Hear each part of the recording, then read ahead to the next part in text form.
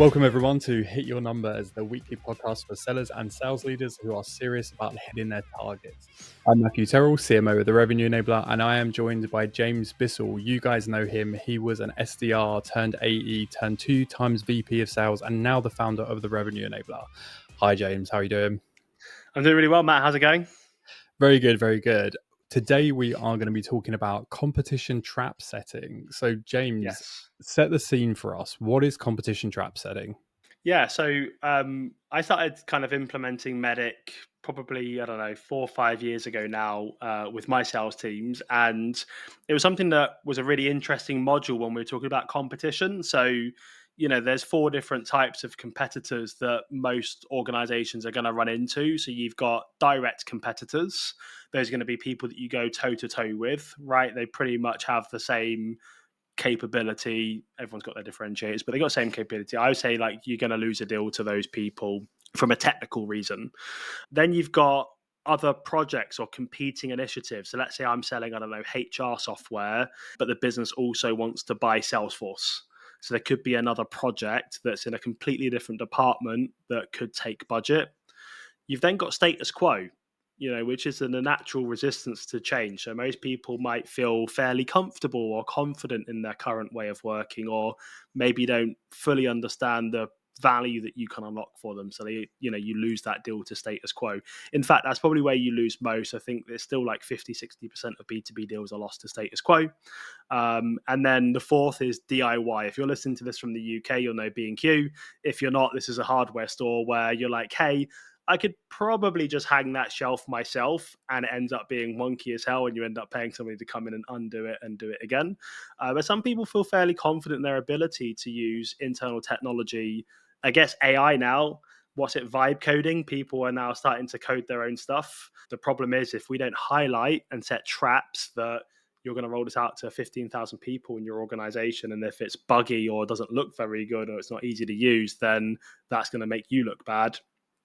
People might opt for that first. They might end up coming back and buying from you, Matt, but if they go for that first, you've lost that deal and the commission and maybe missing quota, and they come back 6 months later and you might not even be at that company anymore. So yeah, the whole kind of trap setting thing is helping us set traps, landmines, so that we start to rig the game and make it fairly hard for those other competitors, direct or whatever, to compete with us. Amazing. So is this a tactic that's been around for a while, or is this something new that people are starting to use more? I think a lot of the stuff that we talk about, I would say like elite, very experienced, very curious, open to change type salespeople and sales teams have been doing a lot of this stuff for a long time. Like Medic isn't a new, framework, right? It's been around for 30, 35 years, whatever. And I'd probably say it's just as important today than it was when it was launched, and it'll probably become even more important as the years go on. So a lot of the stuff like some people have been doing, but it's a very small amount because unfortunately sales is a department and a profession, one of those things where we're guilty of, I've always done it this way though, so Right. why should I do it a different way? But unless you're consistently hitting quota, win rates are going up, deal sizes are getting bigger, you're winning deals faster, unless you're like nailing it, then maybe there is time for change. Yeah. So I think a lot of people have been doing, setting traps either consciously or with, doing it, they're doing it by accident or they don't know they're doing it. But yeah, a lot of the market aren't doing it. And I think there's a massive opportunity for them to start doing it, to start rigging the game.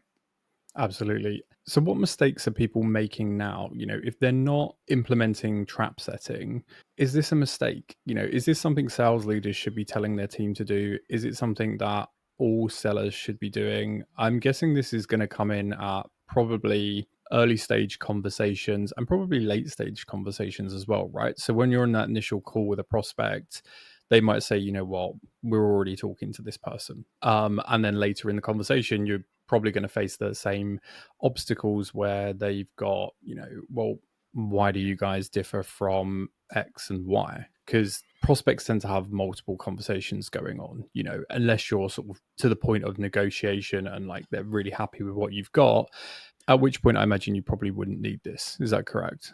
Yeah, totally. I guess I can use my own sales career as a case study here. I used to be very good at jumping onto a call and trying to force product down your throat. Telling you have to do it differently, Matt. You're doing it all wrong, right? And the problem with that is people put their guard up because if I'm selling website optimization software, Matt could have been the person that built that website, and he might know it's not perfect, but he has an emotional connection to it. So we start calling his baby ugly, he's going to get defensive and want to go away, right? So that's part of the reason why we built the new learning path, the new course on trap setting questions, is because if we set traps and we use trap setting questions, we can help buyers draw their own conclusion, which is a way more powerful approach. So, like, if you take my original approach, which was this is what I'm selling, you should buy it, there's no other way to do it, buy or die, which is how most salespeople sell, unfortunately, people typically resist that. That's why, like, selling with insights is so powerful. I love doing it. We do it a lot. We use Ebbinghouse's forgetting curve because we use insights to educate people on a better way of doing it, right? And it helps them come to a conclusion that actually status quo isn't fit for purpose. I should do it differently. The difference with this is you're actually setting traps on, well, let's say, for example, okay, let's use a real example, shall we? So let's say, for example, you're speaking to a VP of enterprise sales. Actually, let's just say like they're an SMB company. So they're a small business and they've raised some money, and I'm speaking to the VP of sales, and I say, hey, what's a big challenge for you at the moment? Why did you reach out to us? And he says, we're really struggling to get multiple people involved in buying processes in our enterprise segment. And I might say, got it, why do you think that's happening? What's the root cause issue? And he might say, well, this is new to us. We're historically only been selling to SMB companies and low mid market at best. So we actually don't have the skills to go and break into large accounts and do stakeholder mapping and get everybody into a room and run a 3-hour workshop and drive consensus. So I say, got it. So it sounds like that's the problem that we need to solve. And he goes, yeah. And I said, hey, what are you doing at the moment to try and solve this? I'm trying to understand, like, what experiments are they doing? Is this really a problem? Because if they're trying to do things, it's probably a top priority, right, Matt? So one of the things that might come up is, yeah, we're also looking at some digital software for digital sales rooms, yeah, like DSRs. And it's like, right, okay, so what are you hoping to achieve with that? Well, we're hoping to make it really easy for our prospects to share content internally and start to identify different stakeholders. So what I'm now seeing is a competing initiative. I'm saying they could be looking to buy sales training. They also could be looking to buy sales technology to solve this problem. I would say both of them are important. I don't think buying tech first is the answer, personally. I think upskilling the team on how to do the core selling concepts and the skills, and then bringing in technology to empower that and enable it even greater is probably the optimal way.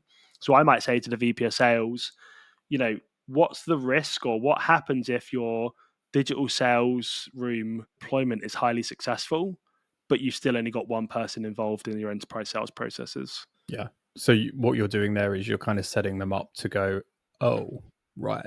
You're kind of letting them see it from a new perspective and allow them to go, okay, well, actually, in that case, I'm going to need probably the sales training and making sure that everyone can actually, follow the core selling process before we get the tool, right? Because 100%. you've installed this new tool, but actually your sellers aren't really equipped yet. So you're kind of setting them up for that moment where they realize, oh, okay, maybe it's something that they haven't thought about as well.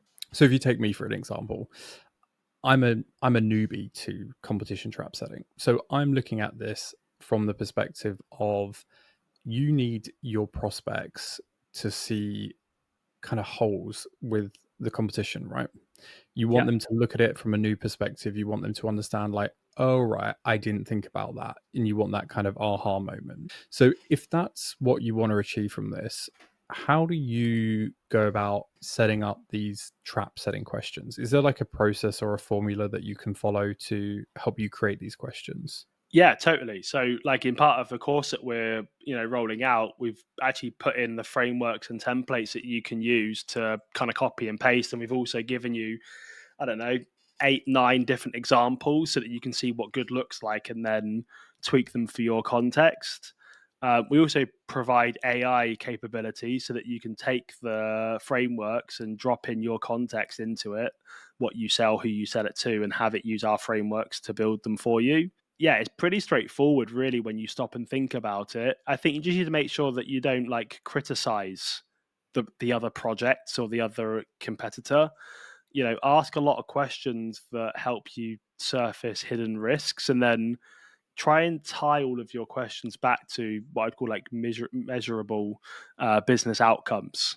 But like anything, like if we're not going to apply the training and reinforce the training and practice it, sellers are probably just going to default to their old ways, and we're not going to drive behavior change. And next minute, we start blaming the training that our sales enablement team has implemented because it's not working. But have we actually properly applied the training, reinforced it, coached our sellers, iterated, that kind of stuff? So actually, once you understand the concept and the why behind using trap setting questions, actually implementing it is fairly straightforward. It's then the reinforcement part which is key.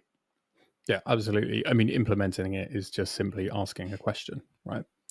Yeah, So, yeah, pretty much. Yeah, yeah, if you are struggling to ask questions as a seller, then you are probably in the wrong job. So, I mean, yes, it's your bread and butter, right? You mentioned AI there as well. So, we haven't mentioned it officially, but there is a new course on the Sales University about competition trap setting. yeah. This includes a number of lessons about like what it is, how to set it up, tips and tricks. And you also mentioned AI. So is there a new AI sales assistant for competition trap setting as well? Yeah, absolutely. So, as you know, Matt, now what we're trying to do when we're delivering training and coaching is like add that enablement wrapper around everything. So, if we give them an example of the what, the why, and um, the how part is obviously how they're going to deliver it or execute it. We also want to teach them how they can go and create it for their business. The challenge is most of us salespeople, we know what to do, we just don't know how to do it. So we look at an example and go, that looks really good, and then they scratch their heads for ages trying to figure out how to make it for their context, the product they sell, their personas. They struggle and then default to, I'll come back to that later, and they keep selling the way that they do. So a lot of the new content we're building now, we're also building and training AI to be able to help them implement and operationalize what they've just learned in the training. That's amazing.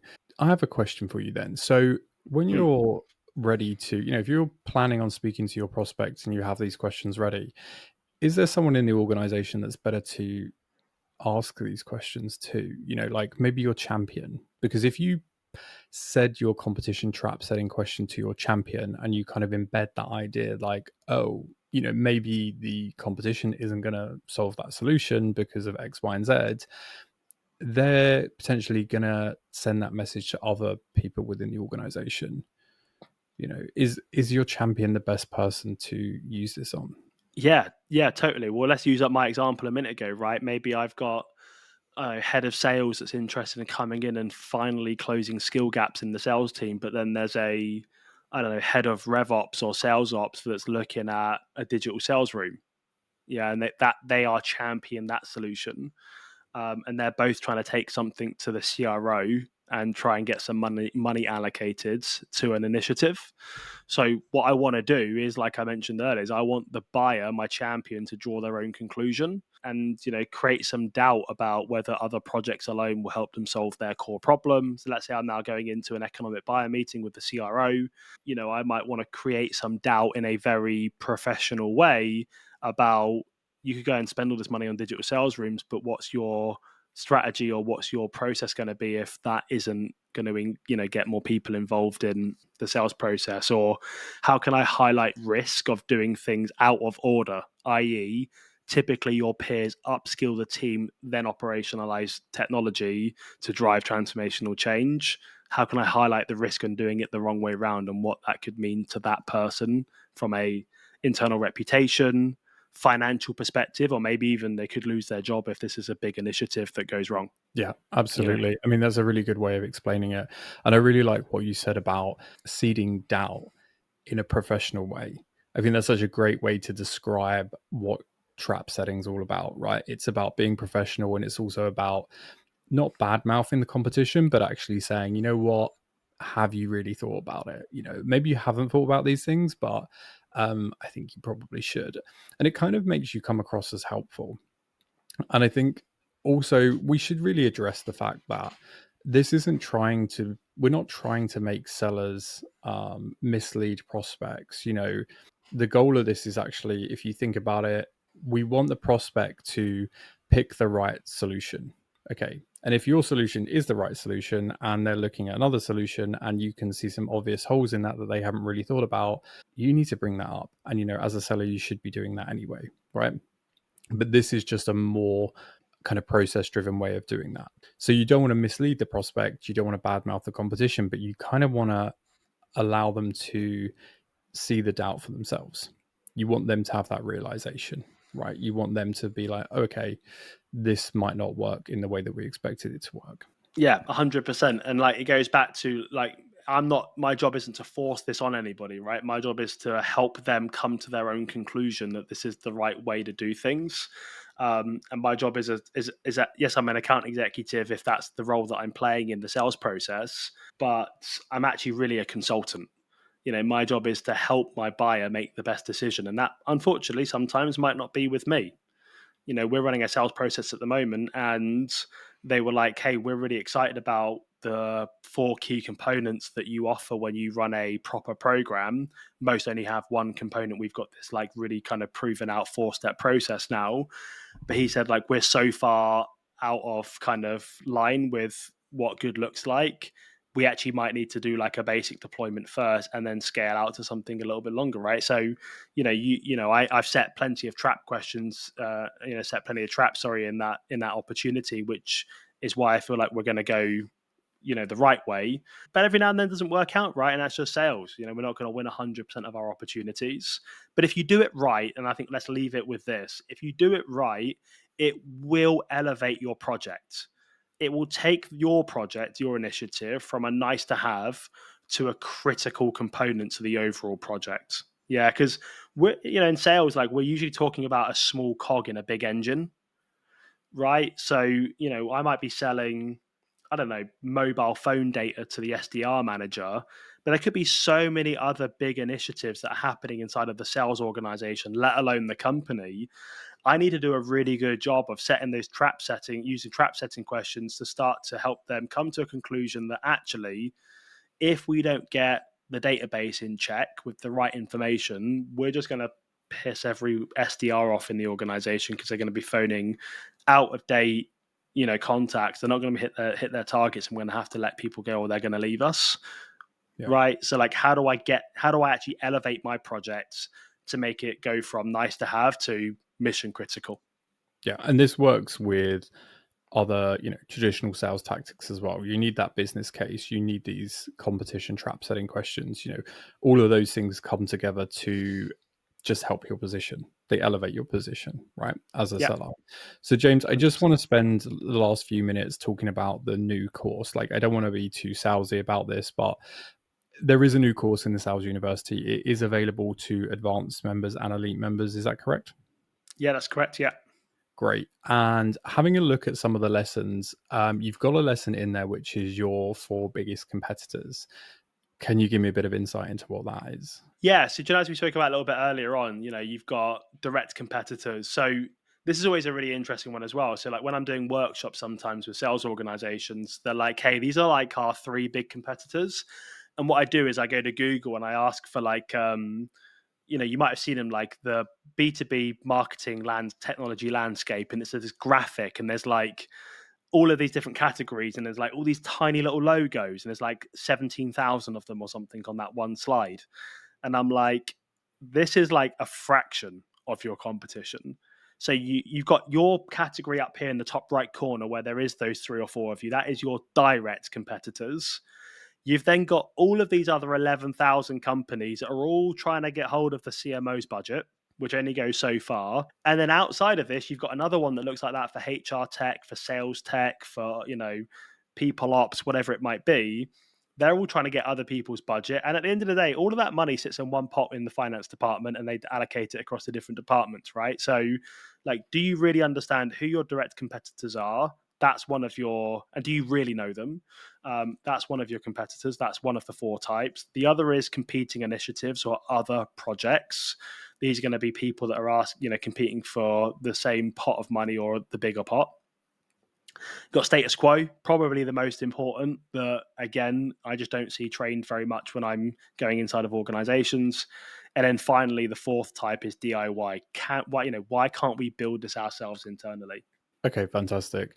Do you have any top tips for people listening to this right now who are thinking, I really want to set some competition trap setting questions today? They're sat at their desk, they're listening to the podcast, they know they're going to be calling people this afternoon. Like, what can they do right now to kind of prepare themselves for, setting up those questions correctly? Yeah, I mean, like go into ChatGPT. I'm going to give you the one of the frameworks right now that you can use. So basically, the framework goes something like if, and then you put in brackets, I think like competing projects. So if competing project succeeds, but critical business problem still exists, how will that impact important outcome? Right. So let me give you that again. So, for example, if the digital sales room initiative succeeds, but you still only have one person involved in your deals, how will that impact target attainment? So Okay, take and what that framework, drop it into ChatGPT and say, this is what a competing project looks like. This is what a critical business problem looks like. This is what an important outcome looks like. Give me 5 examples for this product. Okay, great. And I've got a feeling there's going to be a lot of questions around that. So I think the best way to get in touch with you is on LinkedIn. So if you do have any questions for James about this or about that example using ChatGPT, DM him on LinkedIn. He's very responsive. He's there every day, all day, every day. All day, every And day. Don't sleep. Just sit at my desk. one day LinkedIn will sponsor this podcast along with Notion. Fantastic. James, do you have any final thoughts for today? No, like I think just be more self-aware, right? Be more curious, appreciate that the game's changing. I'm okay with it. I got on board with it a long time ago. I realized that buyers, it's becoming harder to buy in economies and markets like we're in right now. So, even if I don't like it, I have to adapt. Sometimes when I go into do like team training sessions, when I like give a hook or like a bold statement to set the scene about the training, I look around the room and I can see there's a couple of people always that are like, oh, I can't be asked with this. I can't be asked to go through the pain of change. But the ones that grab it with 2 hands and run with it, they're usually the people that start smashing their number apart. Just have an open mind and like be prepared to change. Like we all have to adapt. It's just how, the world works. If you don't want to change, that's fine. Just don't, complain that it's unfair and the world's cruel to you because and you're not you, and you're not hitting your numbers. and you're not hitting your numbers and earning the money that you want to earn. Like it's not marketing's fault for sending you bad lead. It's not product's fault for having missing capability. Like it's down to you at the end of the day to have an open mind, be curious, and be prepared to adapt. And if you're not adaptable, then again, that's fine. Just stop complaining. I heard something else in there as well, which was pay attention. you Pay can be in a class, attention. you can be in a classroom, but if you're not paying attention, then it's not worth being there, right? Fantastic. Thank you so much, James. And thanks everyone for listening to Hit Your Numbers. We hope you walked away with at least one idea that you can use today to move the needle. We are talking about something new that we haven't spoken about before. And as mentioned, there is a new course in the Sales University about this. And James is on LinkedIn if you do have any questions about the course or just about competition trap setting or anything you want to ask James, really. Yeah. Anything you want to ask him at all. And if you guys haven't noticed already, we have 2 extra special episodes featuring Richard Washington, who is the host of What Makes You Tick podcast. If you haven't listened to them, please go and listen to them. They're absolutely fantastic for anyone hiring or looking for a sales job at the minute. And if you are looking for more support in your day-to-day as a seller, do go and check out the Sales University by the Revenue Enabler, and you can click get started for free at the top. The links are in the show notes, and until next time, keep learning, keep selling, and go hit your numbers.